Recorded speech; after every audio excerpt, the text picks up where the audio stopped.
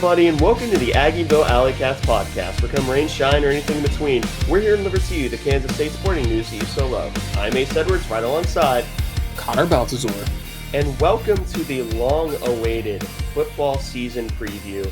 And by long-awaited, I mean a lot of people have been looking forward to it, and we've been looking forward to it a lot because, this upcoming season is set to be, at minimum, a very exciting season for a myriad of reasons that we're going to talk about in this episode. And we hope for this to be the one-stop shop for basically anything that the Alleycats have to think about the season before the season starts, outside of what will inevitably be our Blitz Month appearances on Bosco's Boys. But before we get into the season preview, we do want to thank the two sponsors of the show, and that is Greg, Arthur, and Grandma. Thanks, Grandma. Thanks, Grandma. And if you want to have your name read out at the beginning of every single episode and support the show, please be sure to check out the official supporters link in our podcast and Twitter bios. But let's just start off on the offensive side of the ball. And I think this is where the majority of the questions for this upcoming season are going to come from. And some of that has to do with some fresh faces, including a new man under center, at least new man at the beginning of the season. He started the bowl game, but we'll talk about that in a second. But I want to talk about the offense holistically and the new minds behind it first. And that is the co-offensive coordinators of Connor Riley and Matt Wells. Now, we're not going to dig too deeply into both of these because there's a video that we made on the Alleycats YouTube channel about Matt Wells, but it's more holistically about the offense. But hi, Wunkus. But yes, Wunkus, I know that you're there. But what are you sort of expecting from the first-year offensive coordinator of Connor Riley with the assists of longtime play caller and coach who coached Jordan Love, among others, as the sort of assistant or the second man there? Well, under Chris Kleiman, we've seen kind of two different types of offenses. We've seen efficient offenses and explosive offenses, and I think this is going to be more like the latter. I think that we've had some years where it's been efficiency is key, but I mean you have seasons like 2022 where we had a lot of explosive plays throughout the year with some really creative play design and some really effective offensive weapons. And you had last year where we weren't really particularly explosive team, but we were a wildly efficient team. And I think this year it feels like on paper some of the best personnel in the skill groups. It's definitely the best personnel. Offensive line remains a question mark. But I think the big thing I'm looking for this year is explosiveness, because there's just so many weapons in this room already. And DJ Giddens was one of the few explosive guys on offense last year. And he's back with another huge weapon in Dylan Edwards. And the receiver room, the emergence of Jace Brown should be pretty big too. But explosiveness, I guess, is it boiled down to one word. Yeah. And I wouldn't expect the running game to change all that much between the Colin Klein offense last year and the Connor Riley one this year. Where I would expect most of the change would be in the passing game. And I expect the passing game is mostly going to be schemed up by Matt Wells. Connor Riley is going to be the primary play caller. But I expect a lot of the pass scheming to come from Matt Wells. And that's something that he was he was able to blend explosiveness and efficiency, especially at Utah State, where at Texas Tech, he definitely tried to lean a bit more onto the efficiency side of the spectrum with a lot of screen passes, but you also have to look at the personnel he had at Texas Tech. But I tend to agree that the offense is going to sort of lean on the spectrum of explosiveness versus efficiency. I would expect it to sort of fall somewhere in the middle, which honestly, depending on your point of view, that's the exact last place you want to be. You either want to be hyper efficient or hyper explosive, which was kind of the battle in the 2022 Big 12 championship now that I'm thinking about it.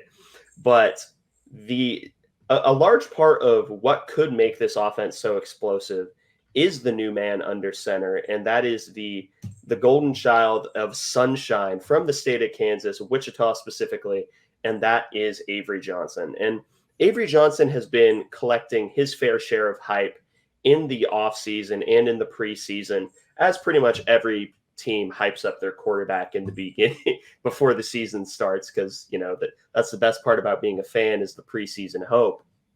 But Avery Johnson has been collecting hype even outside of his own fan base as someone who could be the next face of at least Big 12 football, if not one of the faces for college football on the national level.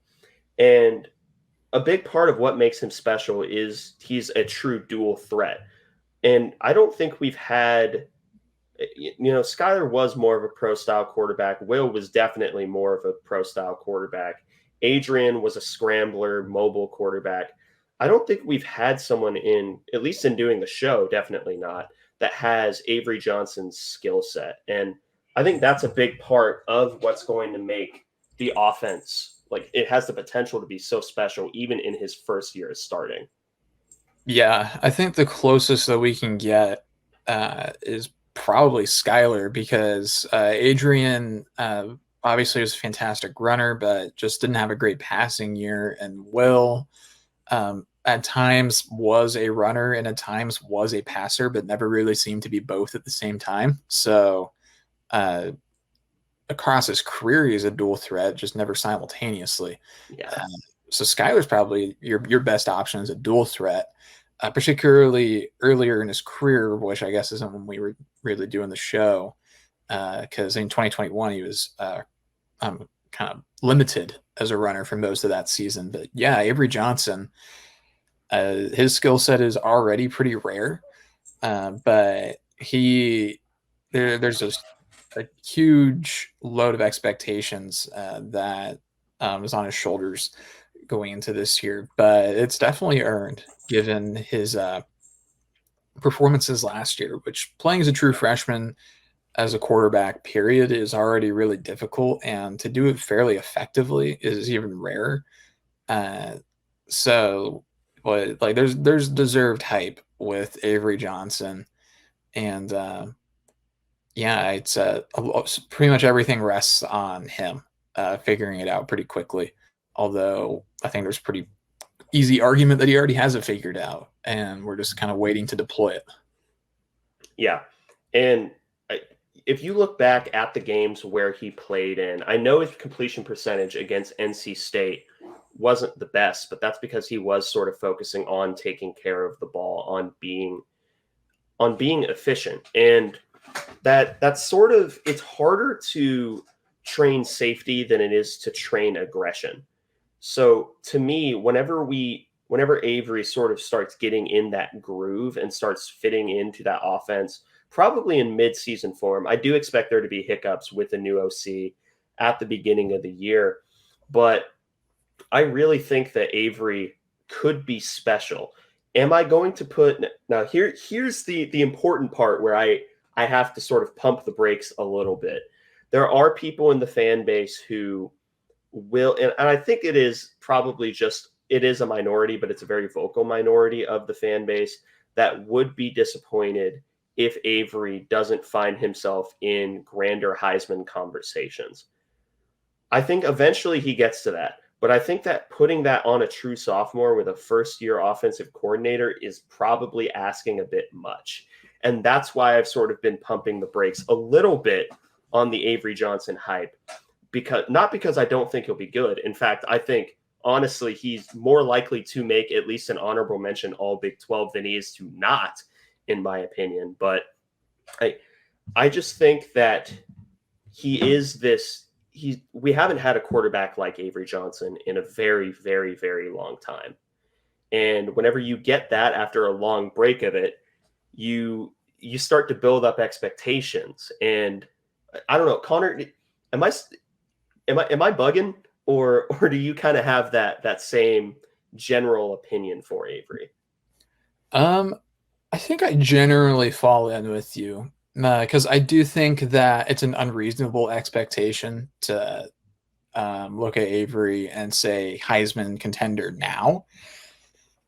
Now, just because it's unreasonable doesn't mean it's like a 0% chance of happening, completely unrealistic. But it's just, I think it's more likely than not that that's not going to be the case. Now, without all that being said, he absolutely has the tools in the toolbox and the weapons around him to make a Heisman run. I don't think that's the most likely scenario. I think a lot of things have to come together earlier in the season for that to happen. I think if we're going to talk Avery Johnson, Heisman, assuming he meets his fullest potential, that's a next year conversation, I think, which I don't think there's going to be much pushback on that. But yeah, he can still have a really great year and not be in New York for the Heisman ceremony this season. Now, don't interpret that as me saying it's impossible or that like it can't happen, because again, there's a very, very small number of K-State quarterbacks where that's really been even a remote possibility. And I think he has enough raw talent and has shown enough flash to where that is at least something that is worth keeping in the back of your mind. And if we're halfway through the season and he's played every game, we're just blowing teams out left and right, like, then yeah, let's have that conversation. But particularly with last year, we in particular, we really got out over our skis with Will Howard in the Heisman conversation, which coming off a Big 12 championship and having that great year that Will did, it was just way too easy to be like, yeah, Will Heisman, why not? But why not us? yeah, so then having a 9-4 season feels just like a gut punch. But I think that Avery can really have a great year without maybe necessarily being that Heisman guy, but it's not impossible. Yeah. And a big part of what would get him to that sort of Heisman hype would be that supporting cast around him, starting with the running backs. And it's really just going to be the two-headed monster of DJ Giddens and Dylan Edwards, with maybe the occasional assist from Joe Jackson, maybe as more of a spellback kind of guy. But just starting with DJ Giddens, who was a 1,000-yard rusher this last year, has a rare sort of skill set for K-State. Well, he has a rare skill set in general. And again, we made a video about DJ not too long ago, just going over what his skill set is. But he's not just this power back. He does what he lacks in long speed, he more than makes up for in vision and a surprising amount of twitch at his size. People built like DJ should not move like DJ actually does. And then you get into the complementary back, who will probably be used even a little bit more as a gadget player in the Colorado transfer Dylan Edwards, who showed out against TCU before being sent to the "You Are Not My Son" shadow realm by Deion Sanders. And him and Avery have been best friends for quite some time. And Dylan Edwards is the definition of lightning in a bottle home run hitter. So you have the guy who's capable of hitting the occasional home run, but also more than willing to get the gritty yards. And then you have the sort of, not necessarily a scat back, because I think Dylan Edwards has a broader skill set than that, but you get that automatic home run, make a guy miss in a phone booth and then abandon him while he's halfway across the country kind of guy. And again, it's rare to have that skill set in any backfield that isn't like Ohio State, Alabama. And even then, most of them are just made up of power backs who happen to be able to move just as good, if not better than DJ, which shouldn't be allowed. That should be banned. But, I think that outside of quarterback, the best room on this team is the running backs. Yeah, I think that's a pretty fair assessment, because there's just a stable of talent in that room, obviously led by DJ, but Dylan Edwards is still excellent in his own right. And you mentioned Joe Jackson, and then you have Devon Rice there, who If he didn't have three really good running backs ahead of him, I think he'd probably be getting some, like maybe a snap or two a game at running back in some very select situations. I think he's good enough to still play. I hope we find him something to do at returner, because I think he's really, really good. But yeah, this running back room is just completely stacked right now. The tight end room is really great as well. Although I think there's a little bit more in the way of unproven commodities for the most part at tight end, whereas at running back you have at least two guys where you know what you're getting for the most part with DJ and Dylan Edwards. But yeah, I mean it's hard to really say anything bad about this running back room. Brian Anderson has done a fantastic job recruiting high school guys. Most of our high school guys have had at least some level of success, and then of course getting Edwards in the portal. I mean that's absolutely massive. Yeah. And you, not to undersell the running backs, but we also don't want this to be like an hour and 45-minute episode. So we are kind of going to move fast unless there's like a big like controversy or question about the room. But one room that doesn't have many questions about it is the tight end room, as you mentioned. And uh, I'll give you the honor of introducing who I think, to spoil a question that I was going to ask later, who I think is probably your guy on this entire team. So I'll let you take the lead on that. That's my phone. No, yeah, it's Garrett Oakley. I mean, that's a guy that I've been a fan of since the day that I watched his huddle tape when we were putting together the I think 2022 uh, recruiting special, Yep. and I've been on that train ever since. He really broke out in the latter half of last season after redshirting to put on weight. He played more and more as the season went on, and he had a few stumbles, but he had a few really great moments as well, where he showed a ton of growth throughout the year. And I think he's really kind of proven that like he can be the main guy as a receiving tight end option. He ended up with 11 receptions for 154 yards and two touchdowns. But again, a lot of that was in the latter part of the year because I think he was fighting injury part of the season. But there's a lot of other good tight ends in this room as well. I won't. There's just too many to really get into. There's like 10 tight ends on this roster. Yeah. But uh, there's probably, I think, like at least four guys that I think deserve to see the field. And we almost certainly won't see four tight ends per game. That would be a lot, even for us. And but there's going to be some guys that come the end of the season, I'm going to be like, man, I wish we had seen so and so more.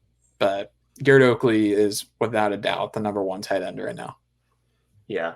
And I think for tight end too, it depends on what you want. If you're the blocking tight end, it's probably going to be the senior Will Swanson. And if you want a second receiving tight end, it's going to be like a heavyweight boxing match between Ancio and Andrew Metzger to get the second receiving tight end job. I would give the edge to Metzger, but it's only just because I'm really high on both of those guys as coming in to be that second receiving tight end. I do think that Will Swanson outsnaps both of them because he is going to be more of that blocking tight end. But I wouldn't be surprised if Ancio or Metzger contributed this year. But in my mind, and I think most people's minds, probably even the coaches, Garrett Oakley is the undisputed tight end one this year. Yeah.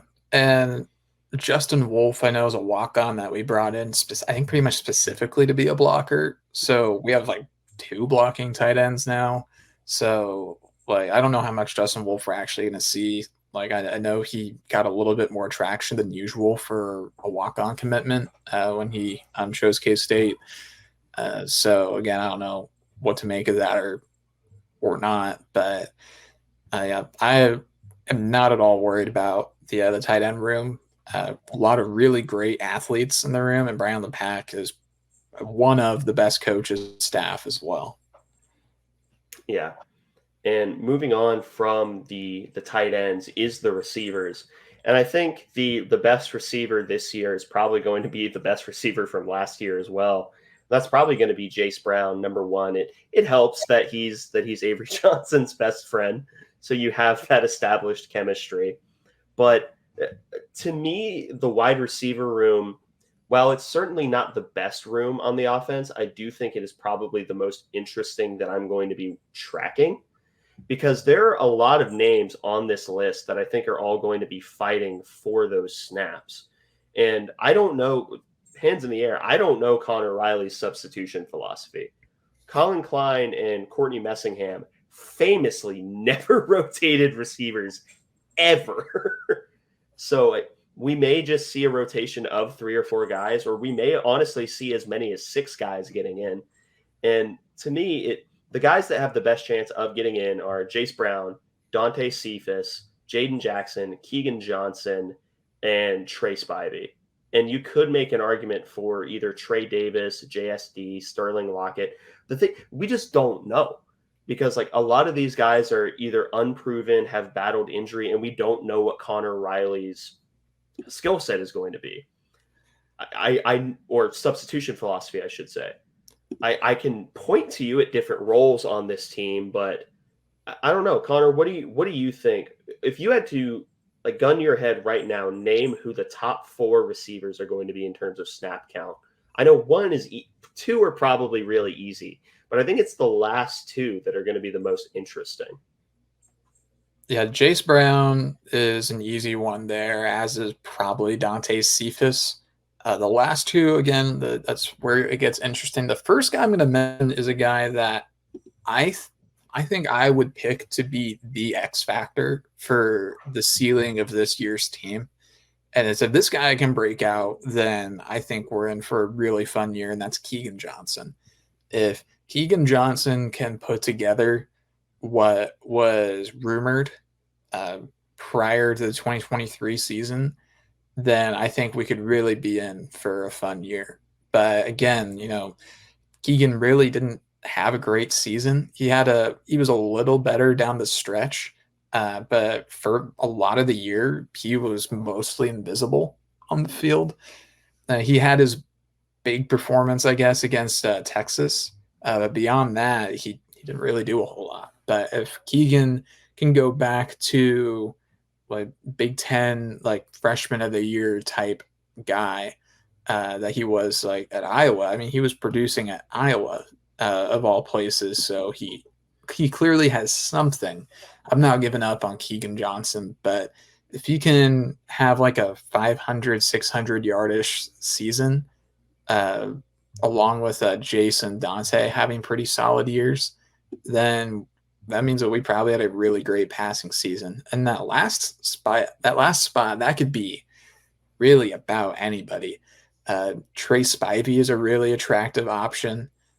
Trey Davis is a really attractive option. JSD, and yeah, Sterling Lockett too.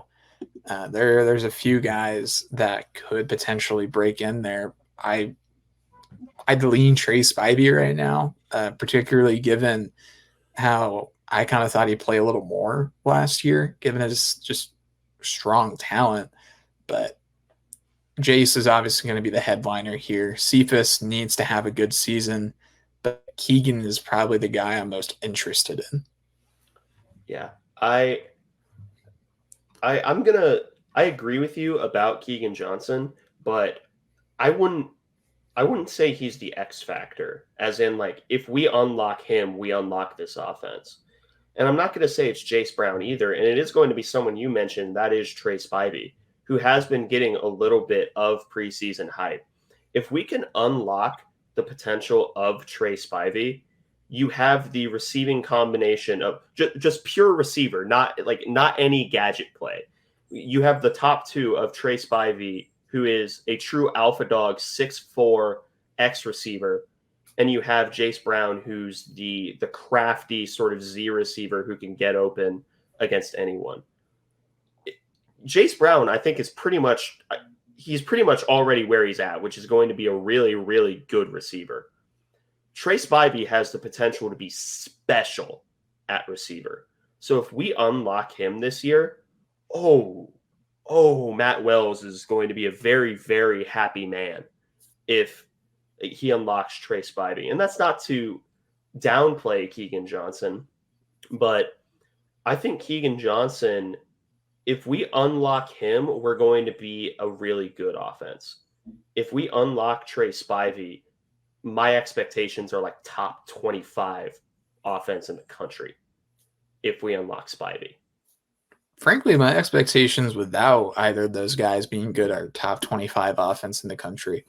I mean, without, if we assume the other people break out, that means that you have Avery, DJ, Dylan, Oakley, Cephas, and Jace.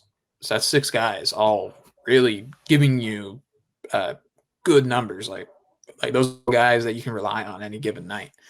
And then at that point, Keegan and Trey Spivey, those are the type of guys that push you into like flirting with like top 10 and like explosiveness or efficiency or points per possession or whatever analytic is like the most popular at this point in the season. So it's it remains to be seen, but like you can't really go wrong with either Keegan or Trey because they're both really intriguing going into the season because they're both guys that we expected to see a little bit more of last year, and both guys that there's reason to be optimistic about going into the season.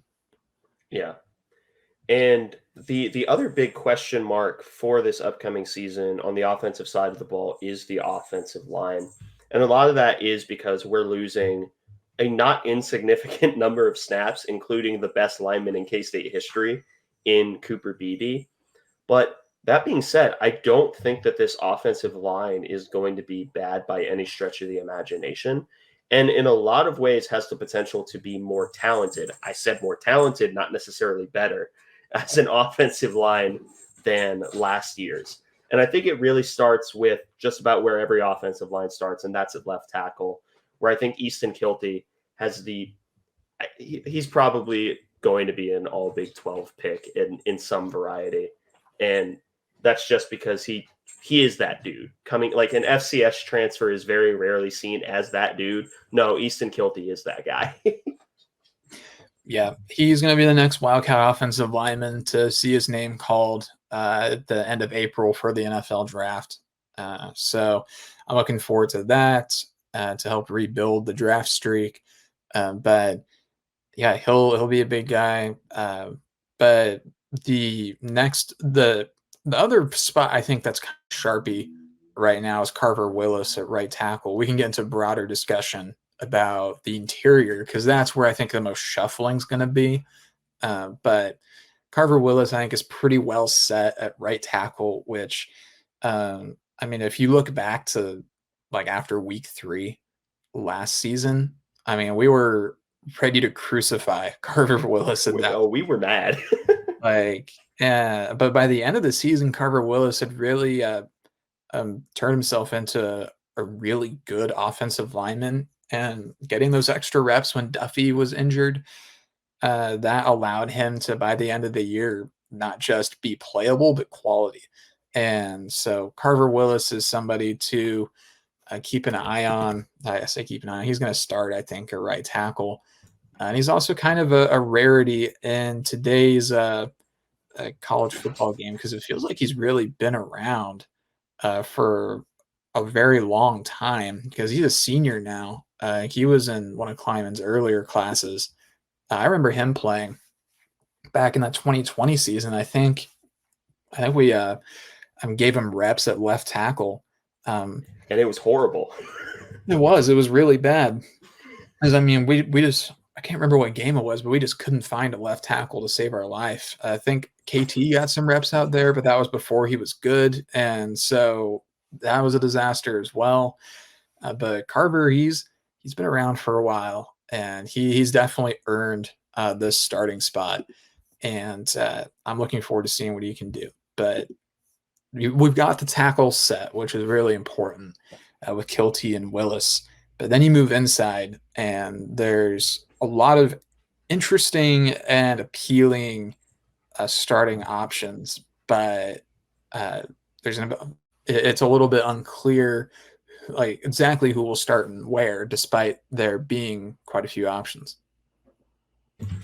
Yeah, and there are a lot of options for who is going to start on the interior. If I had to pick one that I would be willing to take to the bank as a starter on the inside, it's probably Andrew Langang, because we've been talking about Andrew Langang being a guy for so long and he just hasn't been able to stay healthy. And it's a very similar story with another guy who's probably going to play probably guard in a Taylor Poitier, who actually we just talked about yesterday on the 2019 recruiting class special. So that tells you how long he's been around. But I would say that if those two guys are healthy, you can pencil them in at each of their respective guard spots. Center is a mystery. I think the two names that keep popping up are Sam Hecht and Hadley Panzer, which Sam Hecht is a former walk-on, so you may as well just pencil in Sam Hecht right now, since there will always be, in perpetuity, there will be a former walk-on at center at K-State. But in all seriousness, I think Hecht would probably be the best of all the walk-on centers, because I've seen him lift, and I don't see him as a type of person who's going to get immediately abandoned and buried by a fat nose tackle, as both of the previous walk-on centers have done. But if I had to guess at the interior right now, it's probably Langang, Poitier, and I'll give it to Hecht. Panzer's probably the sixth swing guy, but I'll give you a chance to talk about the interior, and then you can talk about who has the potential to be those next swing guys. I think I have a similar one, but I think Panzer is probably getting the right guard start over Poitier at this point in time. Although I'd imagine it's pretty close, because looking at the roster, Poitier is finally over 300 pounds again. Because I think he was down in like the 290 range for just a really long time. Because I mean, back-to-back season-ending injuries will do that to you. Yeah, But he's listed at 310 now, which is a huge achievement for him, literally and figuratively. And I think Panzer, though, he never redshirted at K-State. He's played every season since he got here. So it's pretty clear that we trust him a lot on the offensive line. Hecht, it's seeming like Hecht is going to be the center. If it was up to me, granted, I don't coach these guys every day, so I'm not the guy to ask. But if it's up to me on paper, I'd want to see Langang at left guard, Panzer at center, and Poitier at right guard, or flip Poitier and Panzer. But I imagine it's going to be Panzer at right guard, then Hecht at center, and Langang at left guard. Which again, Langang, that was kind of one of the first genuine recruiting wins of the Kleiman era, because I think we beat out like Stanford and Minnesota maybe for Langang, and he stuck around as well. We don't really have linemen transfer out very often, but I'm been a huge Langang fan. There's been multiple occasions where we've actively like put packages together to get him on the field, like Baylor in 2022. yeah. We brought him in as a sixth offensive lineman a few times. So it's clear he's super, super talented. But yeah, there's some quality pieces on this team, but is this going to be another year where we have to wait like 4 weeks for the offensive line to be good, like we've had to the last couple of seasons? Yeah, and I think that's the question of how well do they gel together? Because an offensive line that had been playing most of their career together last year still took a couple minutes to sort of figure out what they were doing together. But yeah, I wouldn't fight you on your starting five, but I would also look for the swing men to sort of be, John Pastore out at tackle. Pastore is the main one, but I could see maybe Beckwith or Camden getting out on the field. But it really is just going to be those five guys plus whoever loses the center battle and Pastore. So I would expect to kind of just see seven offensive linemen this year in non-blowout situations. Yeah, I think that's probably right. Pastore, we definitely are going to see some of him this year. I bet at least a few occasions, maybe when we have a game like kind of in hand, but it's not quite a blowout, we might see him take a few snaps from Willis, maybe a few from Kilty here and there, just to see what works for him. I imagine, particularly in this that first game, if we're able to control it the way that we want, we're going to see a lot of experimentation on the offensive line because there's a lot of guys on the line that can play different positions. Yeah. Um, there's very few guys that are, just a tackle or just a center. But there's a lot of playable guys on this offensive line. Really, the only people we won't see much of, I bet, are going to be the true freshman guys, which I'd love to see Gus Hawkins and Caden Massey. Doubt we see him, but I wouldn't complain at all if we did because I think they're both going to be studs, but we'll have to wait and see on them. Yeah. So, all in all, I think the offense is a remarkably talented unit that is probably going to have growing pains because it's a mixture of a young team and a new offensive coordinator. But on the opposite side of the ball, except for at a very few select positions, on defense, it's a very, very experienced unit. And we can start off by talking about the defensive ends. And I'll let you talk about the probable starters and mention a little bit of the depth. But there's a lot of depth, a lot of depth. Yeah, you look at the defensive ends on the roster, and then you remember there's only really 2 spots available to play, maybe 3 or 4, depending on how you look at packages. But it looks like 11 defensive ends on the roster, and you go up and down the list, and there's probably like 7, maybe 8 that you can make an argument for deserving, at the very least, not insignificant amounts of playing time. Yeah. I think Brendan Mott's probably like a Sharpie penciled in starter. But the other spot's going to be pretty interesting. I would bet. Well, that's the thing. You can't really bet with that other spot. Chidi Obiizor is a really intriguing pick. Jordan Allen is too, though. We didn't see Jordan Allen last year. We saw Chidi, and Chidi was pretty good. And Chidi's up to 282 pounds now, which is just absolutely nuts how much weight he's put on since he got to campus.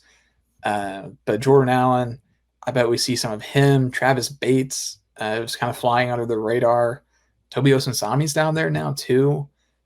Some really interesting names at the defensive end position that I bet we're going to see a lot of rotation. Ryan Davis, he's back up over 250 now.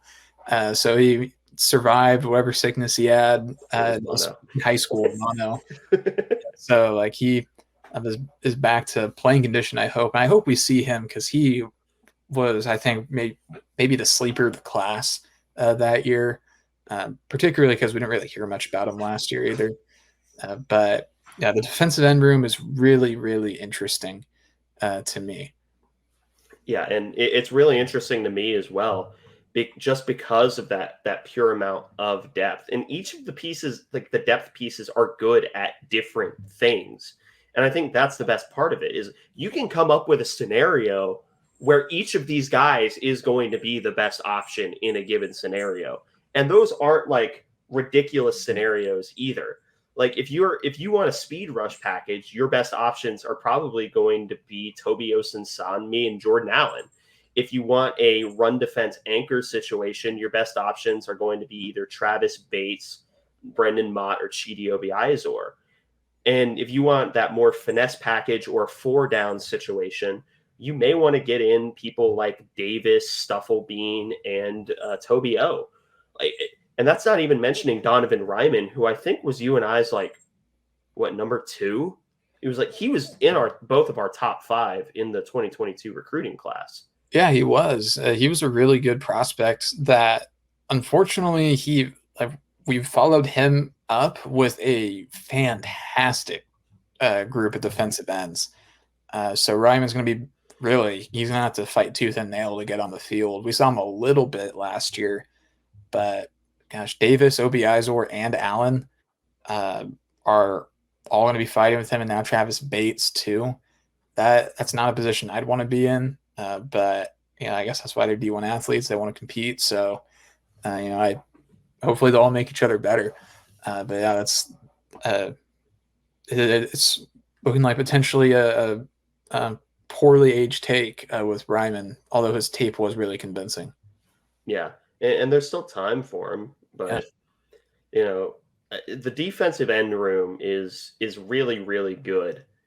At least in terms of both starting and depth. The where the question marks most lie to me is in the pure interior spot at defensive tackle, because you have Uso Sayamalo, and then you pretty much have, and you have Damon Ilalio. Not to disrespect him, but Uso has the potential to be a really, really great nose tackle. Damian is he is what he is. He's a good nose tackle. I don't feel comfortable with the depth of two, so someone else is going to have to step up. And the only options for that are Asher or Malcolm Alcorn Crowder, who is new to the team.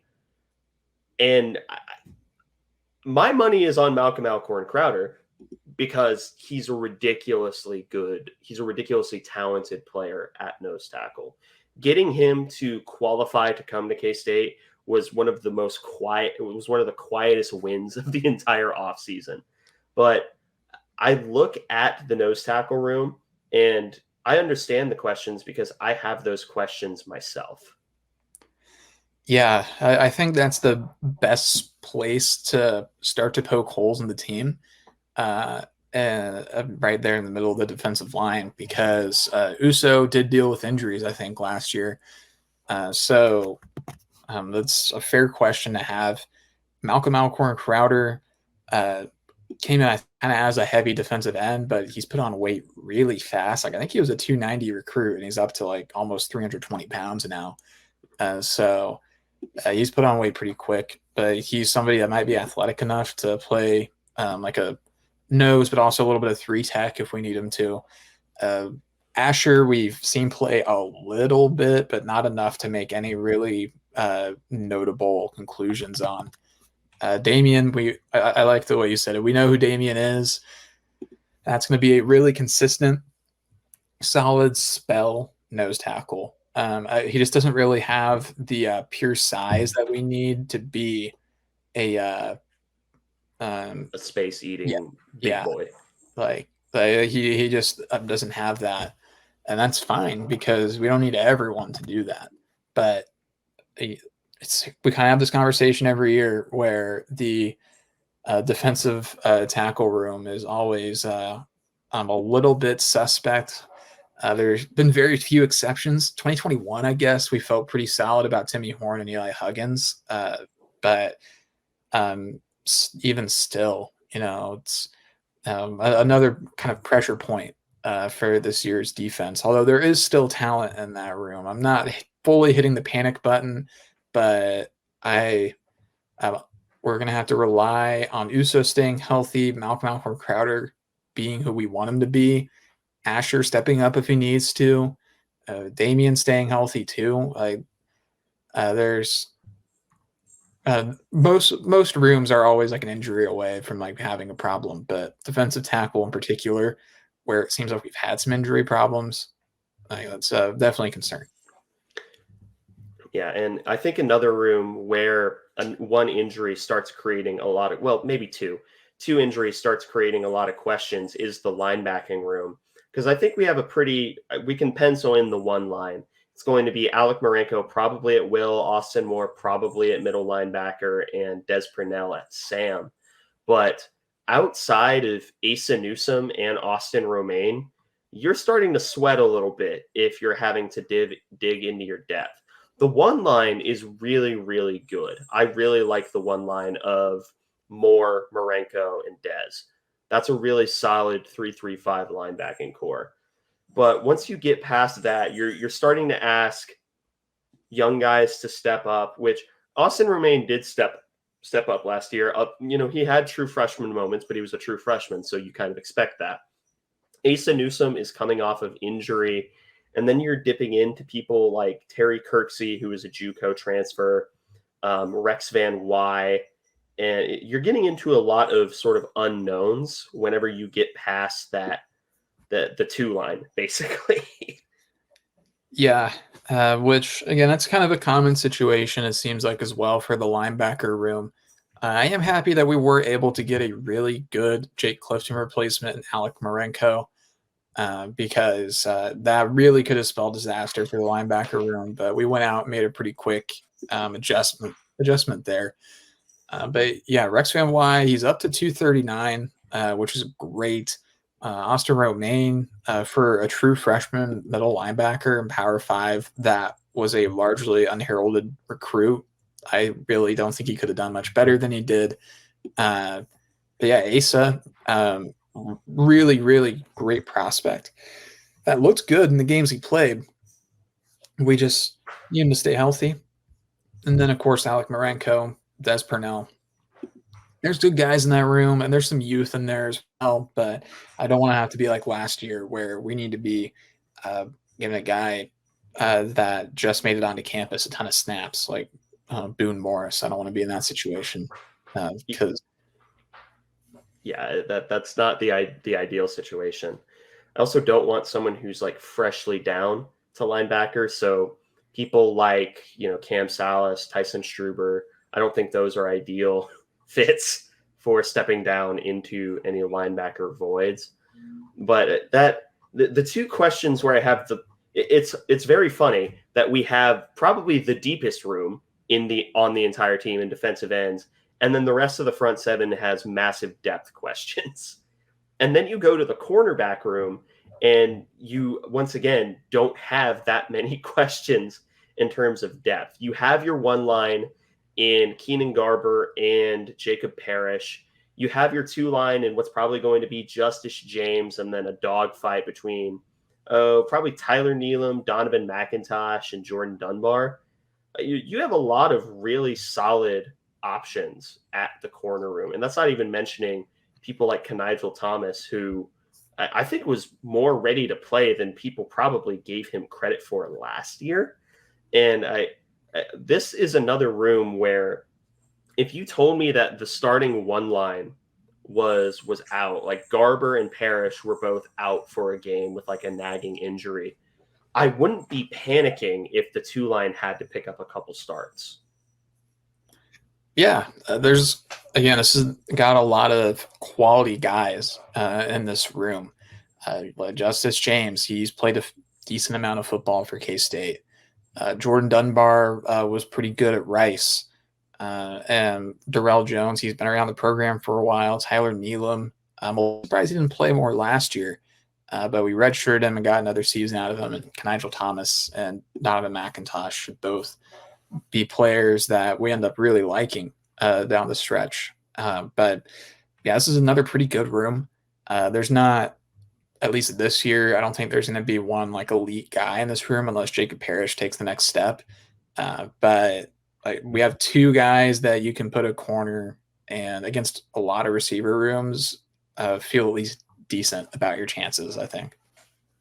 Yeah, and I wouldn't pick Parrish to have like a massive breakout season. I think he's going to. I think Parrish is sort of where he is right now, and that's going to be like a really, really good, like a really solid Big 12 corner who's not immune to the occasional communication breakdown and sometimes getting a little over aggressive, which was kind of his problem up against Texas. But the rest of it, well, the communication problem was up against Mizzou. But I like the corner room, and honestly, even though we spent a very short amount of time on it, it's because I don't have any complaints about it. Like it's just a really solid room. Yeah, and it's good that we went out and got Jordan Dunbar in the spring, because I think if there was any questions about unproven depth, Jordan Dunbar kind of steps in as an experienced cornerback and just kind of is like a little safety blanket for the depth in that room. So I'm pretty happy with that addition.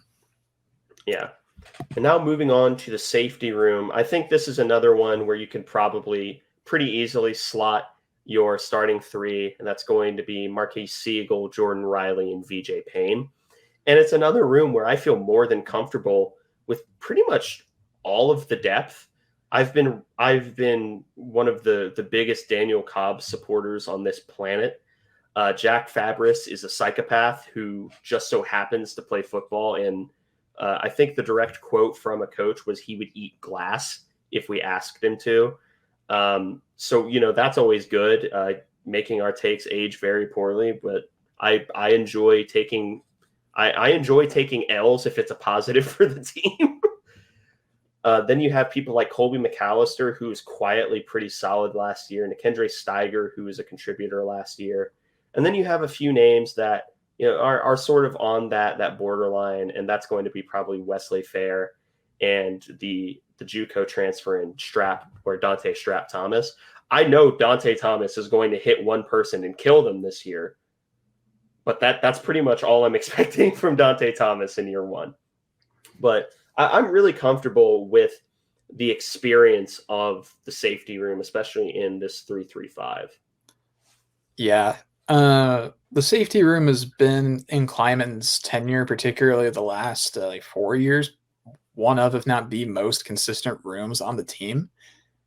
So I'm just not going to really worry all that much. I don't think we've really missed on a transfer safety yet, at least not that I remember.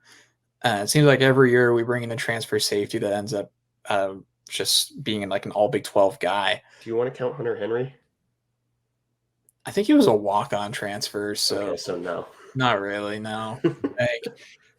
But there's a lot of talent in this room, and that it's going to be tough to get everybody on the field. But your top line guys, Jordan Riley, BJ Payne, and Marquise Siegel, given that none of them made first team all conference to preseason, that might make them the most under safety group in the entire conference.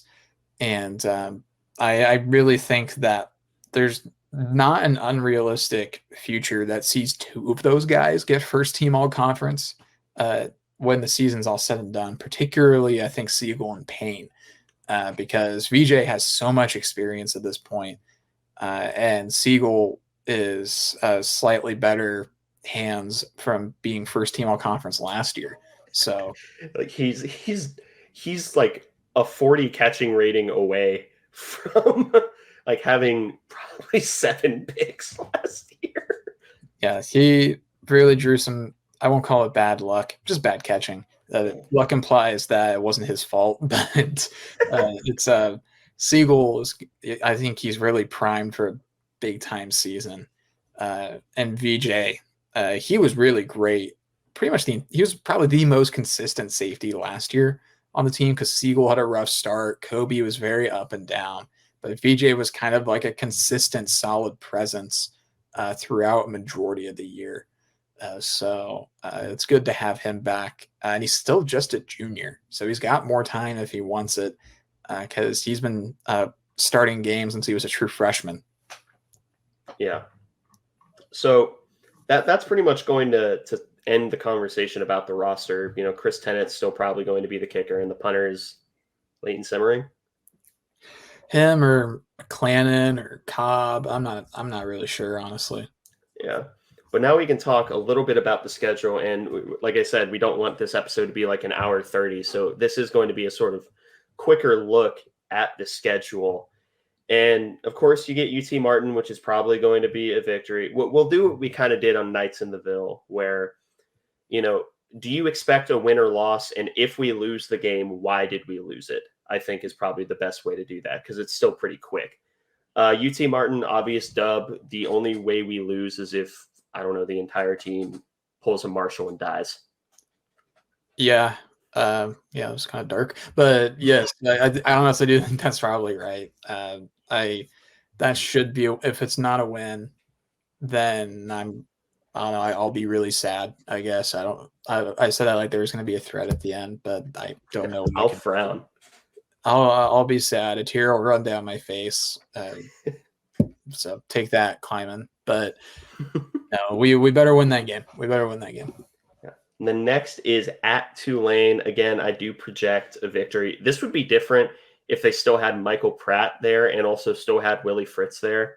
I think they're going to take a massive step back without Willie Fritz being there, plus losing a lot of production. The reason if we were to lose this game is probably if we overlook them for the Friday game the next week. Yeah, I think you're right. Um, Particularly on the overlooking them thing. I really hope enough of the team remembers the loss in 22. Although I don't know how many of them were on the team, honestly. But um, this should be a pretty big revenge game and should hopefully be a launching pad into the following game. But we better not lose to Tulane twice. That would suck. But next up, to wrap up the non-con, is the Friday home game up against Arizona. Again, I am projecting a victory because I do expect Arizona to take a step back. But if we were to lose this game, we lose it mostly because Noah Fafita is probably, I mean, he's probably the odds-on favorite to be the best quarterback in the conference, unless he was getting hard carried by the play calling last year, which isn't. There's a non-zero chance of that.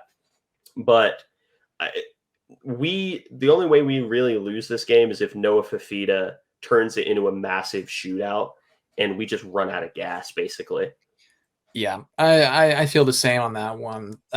This game, we needed to keep it from being a shootout, I think, because Arizona, I don't really think their defense is going to be good at all.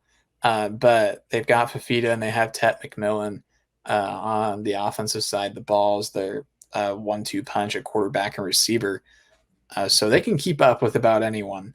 And they're a very talented side on offense. So we need to just get ahead early, put them away early.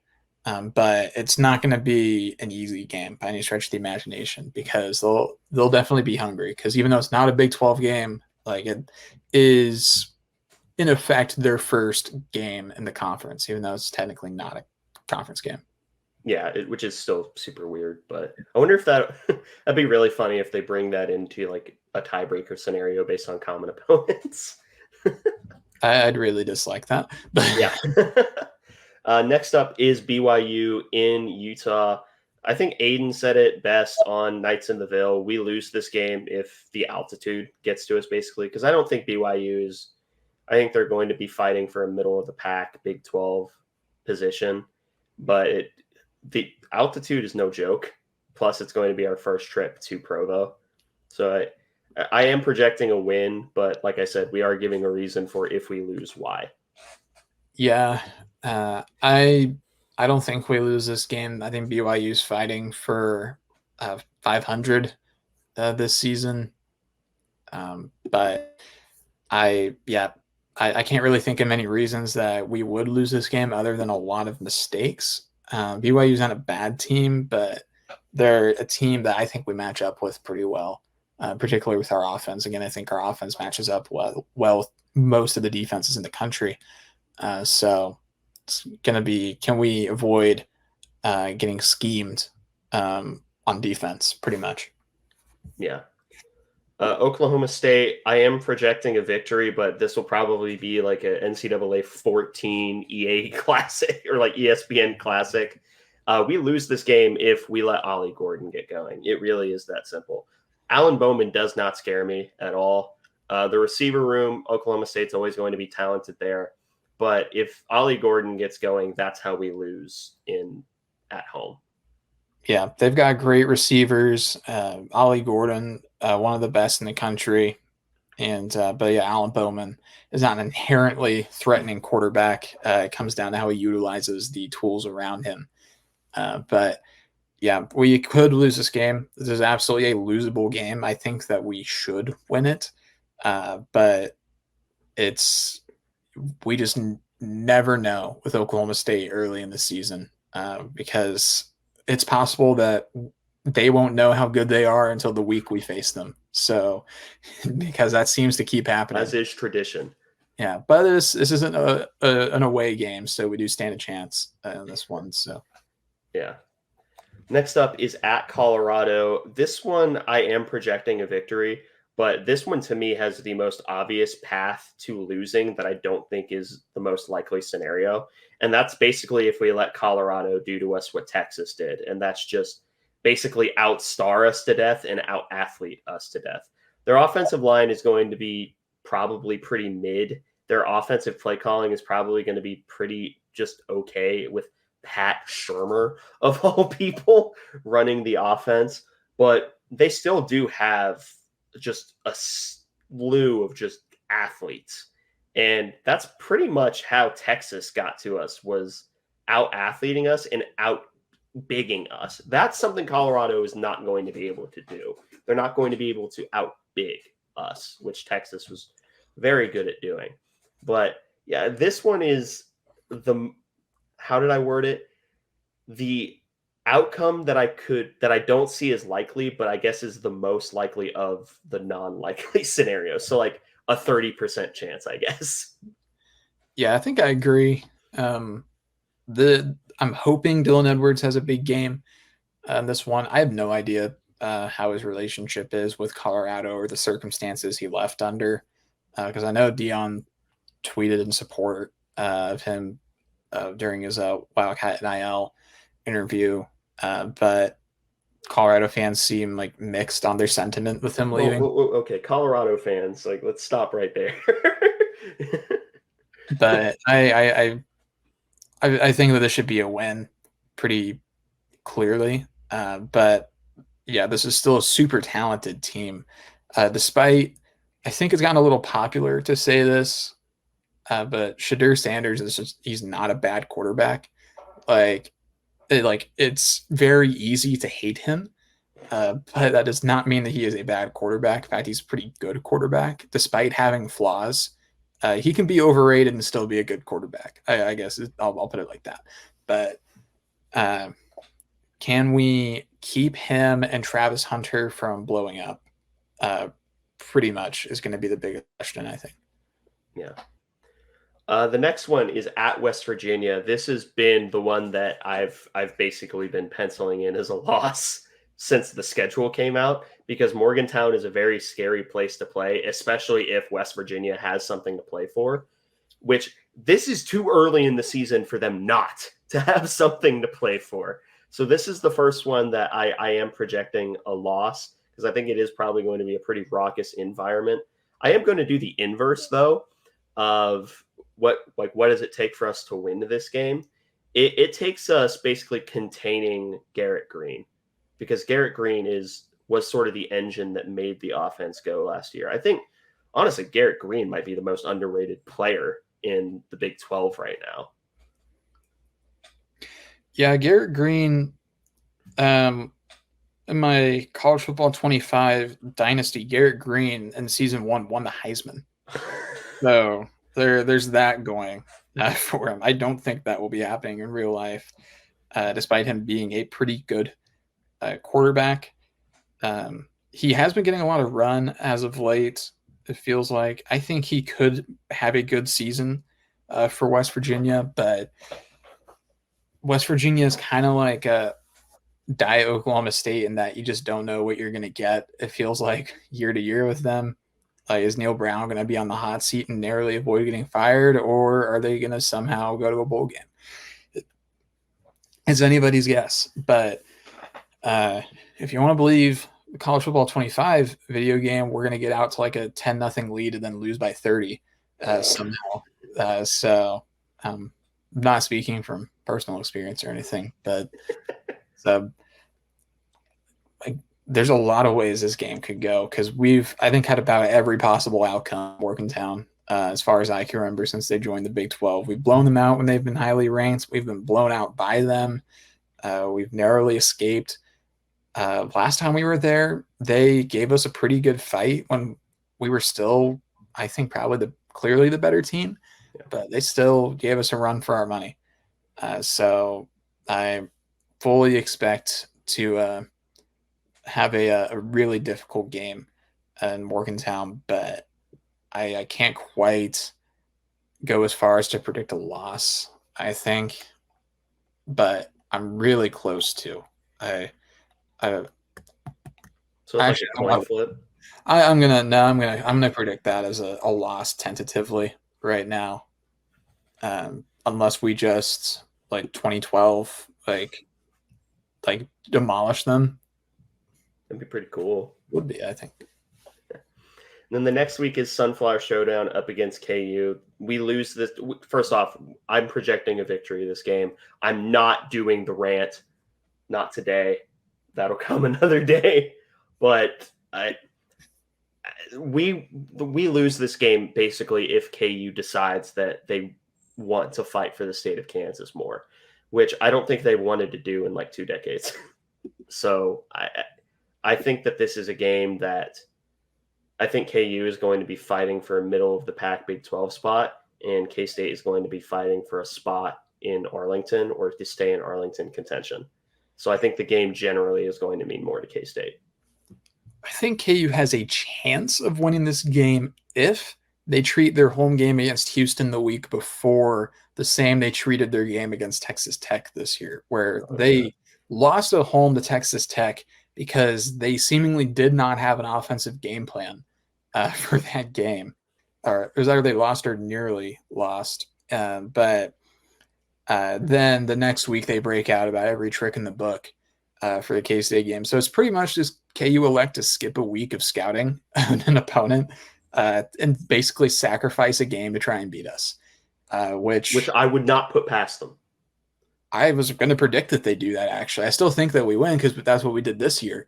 Because I don't have any proof of it, but I do genuinely think that they did less work prepping for Tech to prep for K-State more when you look at the game plans and just like how just even the team just seemed way more motivated. But I still think K-State wins this one against KU. I think it'll be kind of like that 2022 game where it feels like it's close. It kind of is. It kind of isn't. And like we win by like 20, but it feels like a win by like 10 or 13 to where kind of like we go home like, man, I wish we would have won by more. And KU fans are like, man, I wish we would have kept that closer. And like nobody's happy about it, but we'll see. And everything's wrong and nothing will ever be right again. Yeah. Next one is at Houston, projecting a win pretty comfortably unless Willie Fritz magic happens, which I'm not I'm not ruling that out. I've done that before. I'm not making that mistake again. But yeah, we only lose if Willie Fritz pulls something out of his hat. Yeah, I think at one point I did project this as like Kleiman's like surprise loss of the year because every year we just lose a game that we shouldn't. Yeah. And I still think this is a very attractive option to be Kleiman's what are you doing game of the season. But again, Houston is a really interesting team with Willie Fritz, Donovan Smith. We want to talk about underrated quarterbacks. Donovan Smith, I actually do kind of really like. Even going back to his time at Tech, I thought he was a little overhated, albeit not the best, but a bit overhated. But I don't really think I can in good conscience say that this is a loss, despite college football. I think I went to overtime with Houston on the road. So, they're going to put up a fight, allegedly. I saw the script. But we should be able to beat them, particularly depending on how their season goes. But I'm not going to feel super comfortable going into this game with Willie Fritz at the helm because I remember what Tulane did to us. Yeah. Arizona State at home, that's a victory for me. I'm having trouble figuring out like even a joking world where we lose to Arizona State. Yeah. Arizona State is going to be in an intense battle for last place in the conference this year, which is weird because I do actually really like Kenny Dillingham. I just think he's in a really, really bad situation. But it's not a particularly great Arizona State team that is going to be taking the field against K-State this year. I don't even remember who's their quarterback. I have no idea. Here, I'm checking right now. I'll stall.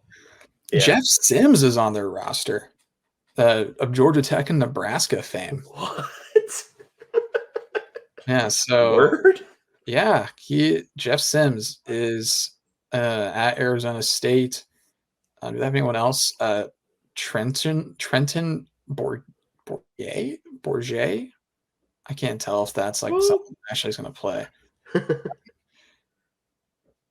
Yeah. So Anyway, basically, it's either Jeff Sims or some like a dude. randomly generated player that we'll have to face. And I'm not particularly moved by Jeff Sims, and I'm certainly not moved by randomly generated FCS Southwest player. So, uh, if Arizona State beats us at home, unless they like just have a shocking revelation season, I might actually melt down, like genuinely. So let's just not entertain that thought. Yeah, it's a similar story with Cincy at home the next week. The only way that we lose this game is if Scott Satterfield is either like he's basically, is Scott Satterfield fighting for that sixth win for bowl eligibility? If he is, his overall goes up like 99 for his team on the sixth game for bowl eligibility. But if he's already eliminated, we're probably going to blow the doors off of them. I do like that you aren't entertaining the possibility that he didn't get bowl eligible before this game, because it's not possible.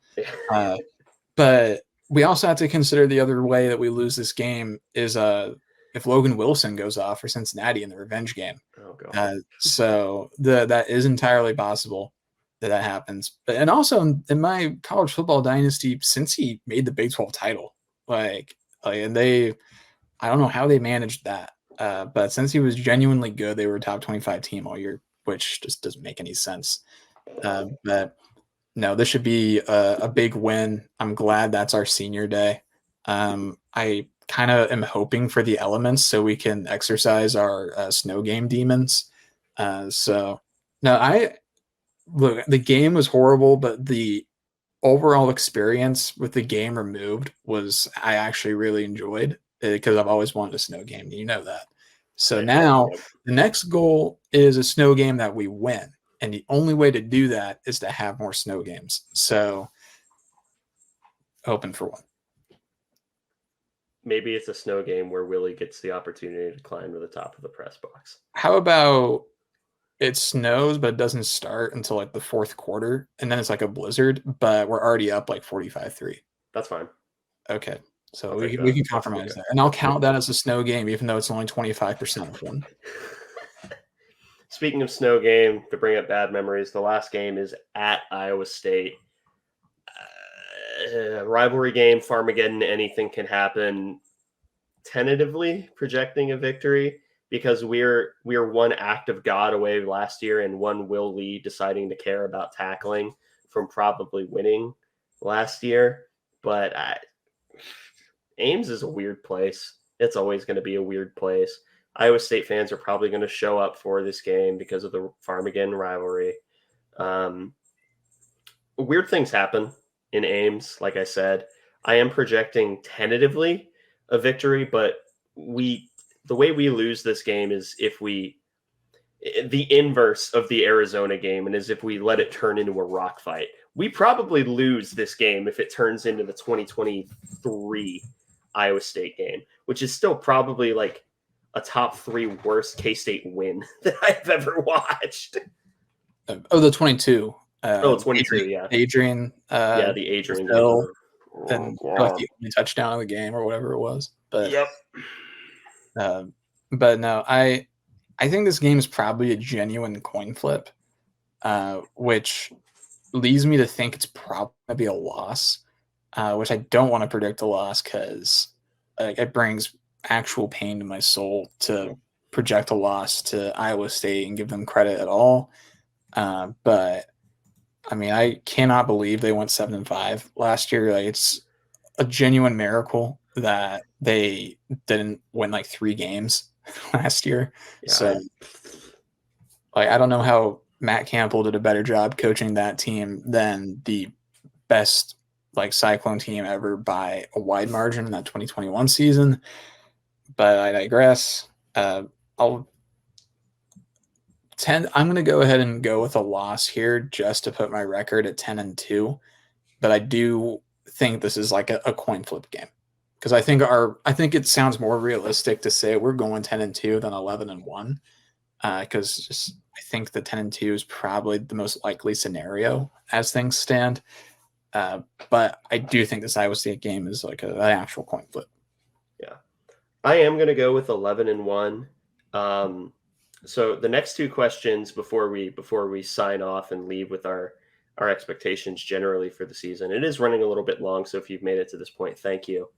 But first question: do we make it to Arlington? Yeah, I think so. I think that we do. I think we sneak our way in with 2 conference losses because this is going to be a year in the Big 12 where there's a lot of good teams contending, and we aren't going to have to worry about a ton of tiebreakers with a lot of those top teams, particularly if we take care of business against Oklahoma State. But I think we don't have to really worry about Utah, and they're going to be up there near the top. So that's going to be a huge help for us. We don't have Arizona on the conference docket. As they end up being a team, we just need them to trip up against a few other teams. So, which in some ways it's nice because there's less high pressure games, but on the other hand, you don't control your own destiny as much if you drop a game here or there. But I think this team probably plays in Arlington, if I had to guess. Do they make the playoff? I think if they win in Arlington, yeah, because you have to. But if they don't, I think they narrowly miss, like just barely miss. I'm going to project making Arlington and probably dropping it to Utah and probably narrowly missing out on the college football playoff. That being said, I think that the game up against Utah would end up being a coin flip, and I could change my opinion on that at any time. First off, I'm a grown man. I reserve the right to change my opinion at any time. But that's my projection for the season. And the number one thing that I'm looking forward to this season is to watch the growth of this team in real time, because it is generally a pretty young team, especially on offense. And I think it's going to be an exciting team to watch just by virtue of there are a lot of playmakers on both sides of the ball. If there's one thing that I don't expect from this team, I don't expect this team to be normal. I kind of expect this team to be an agent of chaos that somehow survives. Yeah, I think in a lot of ways this team could be a much more entertaining version of the 2011 team. Because that 2011 team, while they had entertaining games in some sense, they weren't necessarily the most fun team to watch because a lot of the season was giving Colin Klein CTE, and so it wasn't the most entertaining offense in the world. Although it isn't not fun. I mean, like watching K-State be good at football is always entertaining, but like this year's team, I think will be really explosive. They're going to be anything but boring, I think. And I think what I'm looking forward to most, though, with this team is I think this will be kind of like the 21 and 22 teams, where there were a lot more. Even with the 23 team was good and efficient, and they were quality. But those 21 and 22 teams had players that were genuinely like special talents that like anytime, like any play, they could do something incredible. Like Felix with his 6-sack performance against TCU, or Deuce that could break it at any moment.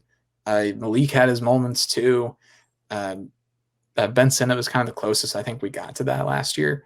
But I think this year there could be a lot of guys that, like, any given moment, something incredible can happen. And so I'm going to really enjoy watching that with like Dylan and DJ and Avery and Jace and Oakley.